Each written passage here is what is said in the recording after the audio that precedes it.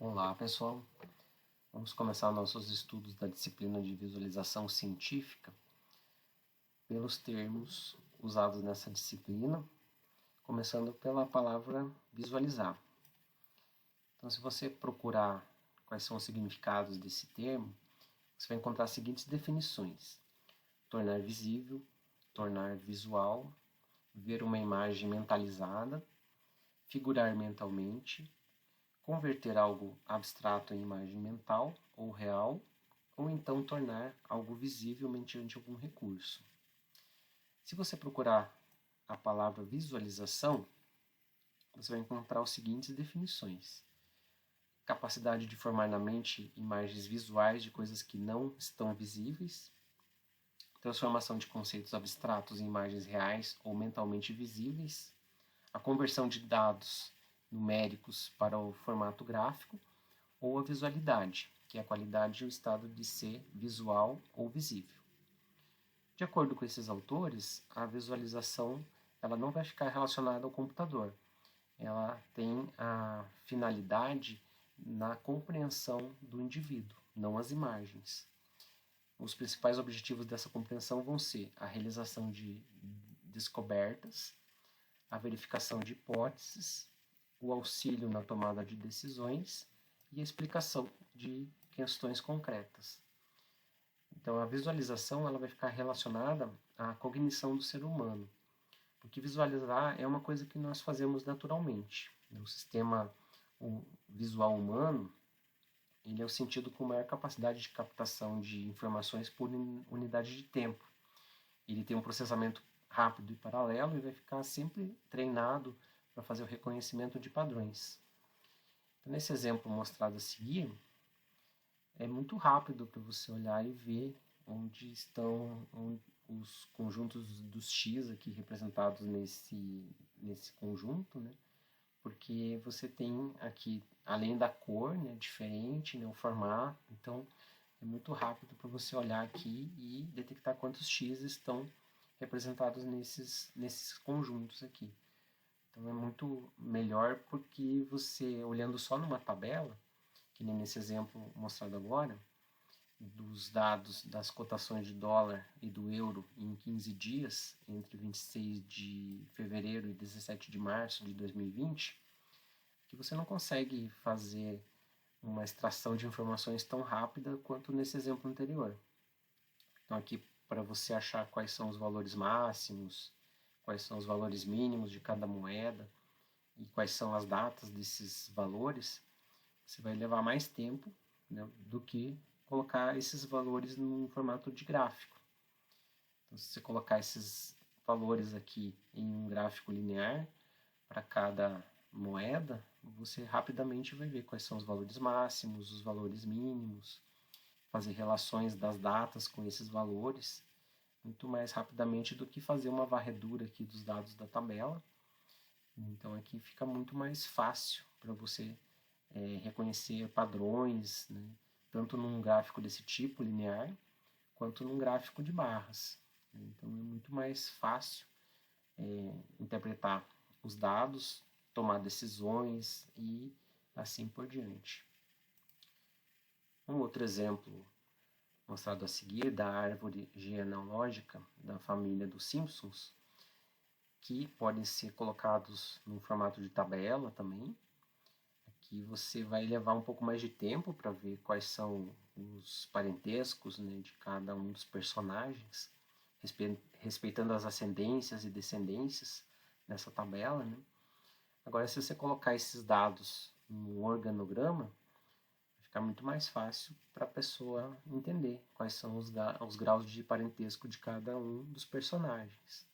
Então aqui também é mais um exemplo que a tabela até funciona, né? Você consegue interpretar os dados, mas não de uma forma tão rápida e tão clara como colocar os dados no formato gráfico, nesse caso aqui no formato de organograma.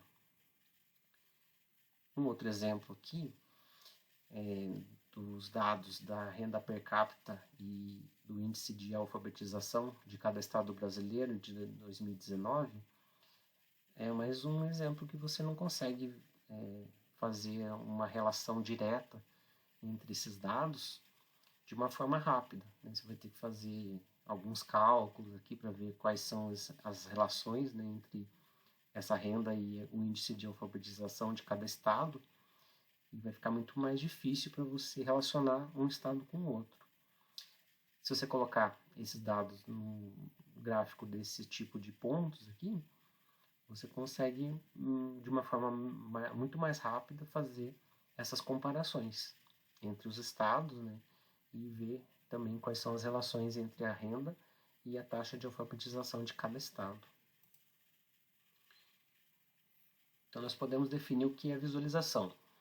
Ela vai ser uma representação de um conjunto por meio de gráficos, imagens, animações e interações para fazer a apresentação de informações ou comportamento de dados, estruturas ou até maquetes. Então, essas técnicas de visualização, elas vão ser usadas para fazer a compreensão, para ajudar a compreensão dos dados e fazer essa extração de conhecimento desses dados. Então, a gente vai ter aqui que a comunicação da informação que utiliza essas representações gráficas é o que vai ser feito para você ter a visualização. Então, nessas representações, as imagens podem ser usadas como mecanismos de comunicação, e uma única imagem pode conter várias informações, que elas podem ser processadas mais rapidamente do que colocar só numa tabela ou numa página, né, com palavras e números somente. Em algumas situações vai ficar praticamente impossível você olhar numa tabela e fazer uma verificação de todas as informações para fazer essas comparações de dados. Por exemplo, o fluxo de calor no Brasil pode ser feito uma tabela para cada ponto do mapa com as informações dessas coordenadas geográficas e a temperatura aproximada de cada ponto. Mas se você fizer uma representação gráfica, né, no mapa, você vai conseguir muito mais facilmente fazer a representação desses tons diferentes de cores para cada ponto, né? E você vai conseguir fazer com que a pessoa entenda melhor o fluxo de temperatura do Brasil.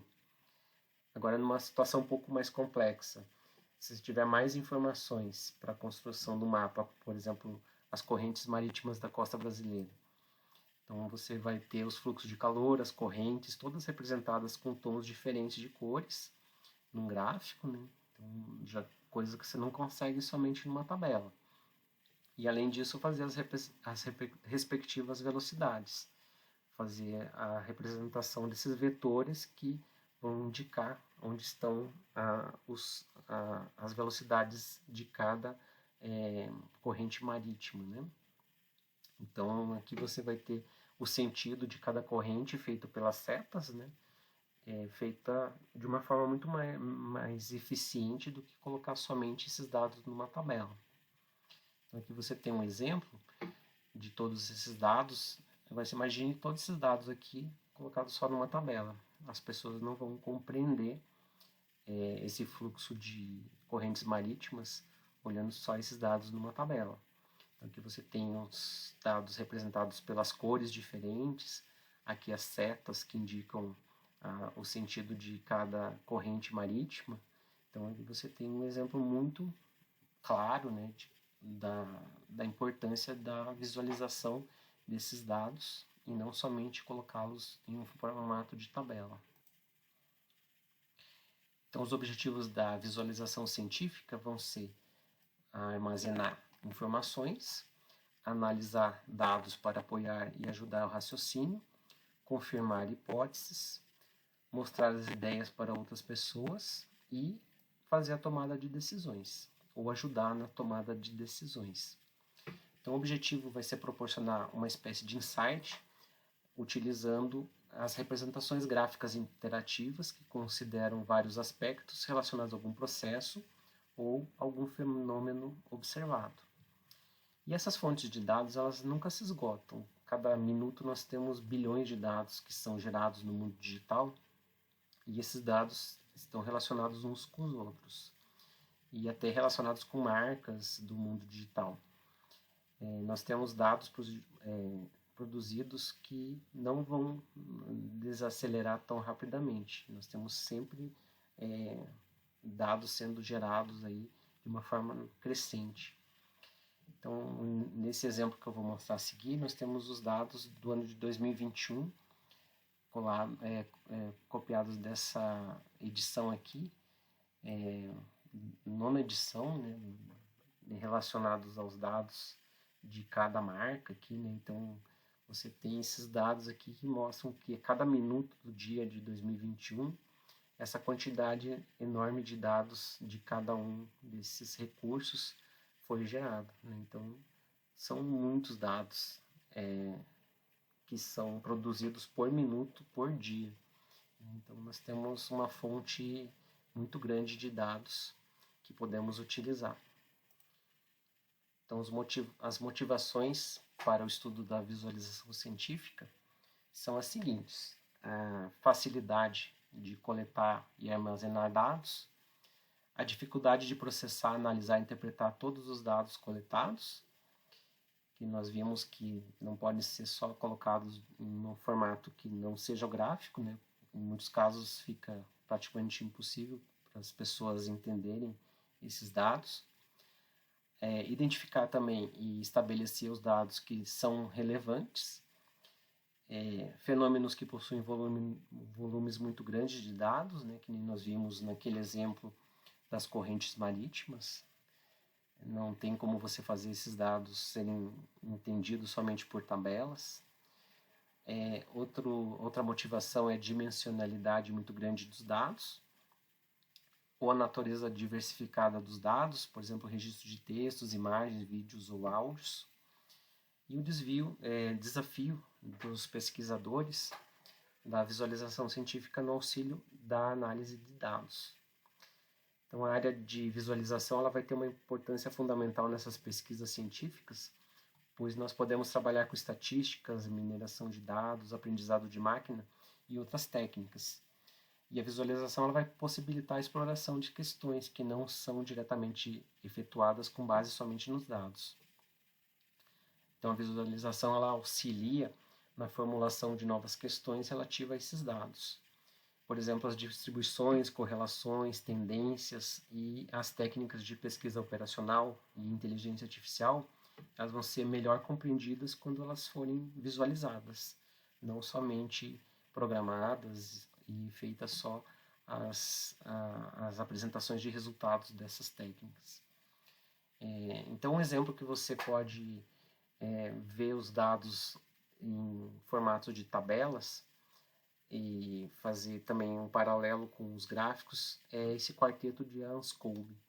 Se você pegar esses conjuntos de dados e fazer uma análise desses 4 conjuntos de dados, eles têm as estatísticas praticamente iguais, né? Então, você tem as médias desses conjuntos, a variância, todos esses dados aqui são praticamente iguais para esses 4 conjuntos de dados.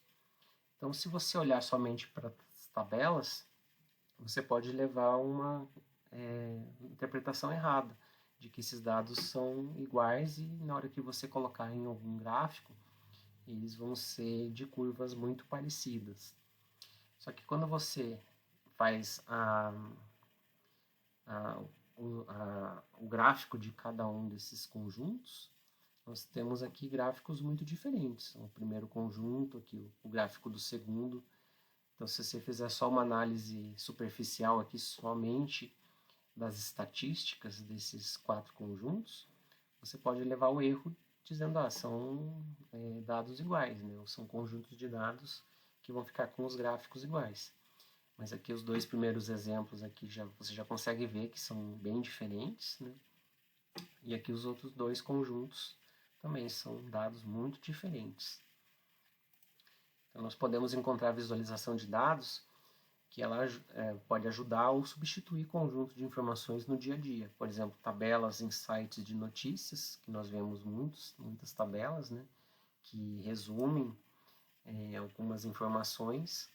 Mapas de linhas de transporte público, você pode encontrar bastante. Mapas climáticos, que nem esse que nós mostramos anteriormente. Diagnósticos médicos também, você pode ter muitas interpretações gráficas colocadas nesses formatos de diagnósticos médicos. dados financeiros ou pesquisas de opinião também, que a gente vê bastante a evolução dos dados dessas pesquisas em formato de gráfico. Então a visualização ela vai apresentar uma alternativa para informação textual ou verbal, e a representação gráfica ela vai proporcionar descrições mais detalhadas dessas informações. Nesses casos, o processamento de informação é feito de maneira paralela, ao invés de sequencial com textos, áudios ou vídeos. Mas não basta somente construir gráficos, né? Você tem que construir gráficos que as pessoas consigam entender e visualizar as informações de uma forma correta. Então aqui nós temos um exemplo que você pode colocar esses dados de 4 grupos aqui, nesse formato, né, onde todos ficam agrupados aqui num canto, né, dos eixos aqui, mas você não consegue distinguir certinho quais são as diferenças entre esses dados, né, então eles ficam todos muito agrupados aqui. Então se você puder mexer nas escalas dos eixos, você consegue mostrar mais facilmente para as pessoas esses dados. Então, se você mexer aqui na escala do eixo Y, por exemplo, esse mesmo conjunto de dados, ele já fica um pouco mais claro, que você consegue identificar que tem esses 4 grupos aqui, né? Então você consegue diferenciar melhor esses dados. E se você também mexer no eixo X, aqui você consegue separar bem os dados e mostrar mais claramente para as pessoas esse conjunto de informações aqui, desses 4 dados, né? Então, esses estudos que envolvem a definição de melhor maneira de apresentação de gráficos, a gente vai ver na disciplina mais para frente também. E também quais são os melhores tipos de gráficos para cada tipo de informação. Como nesse próximo exemplo aqui, nós temos um número de alunos matriculados em um curso de graduação por semestre, que pode ser representado nesse gráfico de linhas aqui, de dispersão XY, ou você pode colocar esses dados em gráficos de colunas, ou um gráfico do tipo radar. Então você tem esses 3 tipos de dados que podem ser usados para fazer a representação do mesmo conjunto de dados. Então o estudo de qual é o melhor tipo de gráfico para cada conjunto de dados também é uma coisa que nós vamos ver na disciplina mais adiante.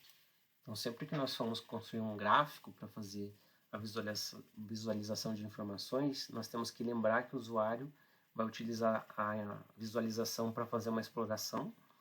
Ele vai procurar alguma informação ou comportamento interessante nesses dados, ou ele vai fazer uma confirmação de hipóteses, né, uma validação de resultados ou de análises quantitativas ou limites dos dados, e também uma apresentação de resultados. Ele vai fazer uma análise desses dados ou mostrar informações para um público específico. Então, na visualização de um conjunto de dados, nós podemos determinar erros ou anomalias também, que são os outliers, né? E essas informações elas podem ser colocadas ou fazer uma detecção de erros, né? Quando você tem um erro no gráfico, quando esses gráficos têm pontos muito fora da curva, né? Então tudo isso você pode fazer a interpretação desses dados numa forma para o usuário entender melhor. E nesse exemplo aqui você tem um gráfico que um dos pontos pode ser interpretado como um outlier, está muito fora do comportamento dos outros dados, né? Ou você pode fazer também agrupamentos, né? Você pode fazer com que os dados mostrem para os usuários, né, onde estão os agrupamentos, com as características similares entre esses dados. Então a gente pode fazer com formas, que nem aqui temos círculos, quadrados ou cores, para fazer essas separações dos dados. Ou fazer um comportamento, né, dos dados, você vê a tendência de crescimento ou decrescimento. Então tudo isso você pode fazer com gráficos bem definidos. Então um conjunto de gráficos que tem informações temporais também, tudo você pode ver quais são os efeitos de sazonalidade desses gráficos, todos representados de uma forma adequada, como nesses gráficos mostrados aqui, né? Então você consegue ver os dados que estão seguindo uma certa curva, né? E que também, nesse outro exemplo mostrado aqui.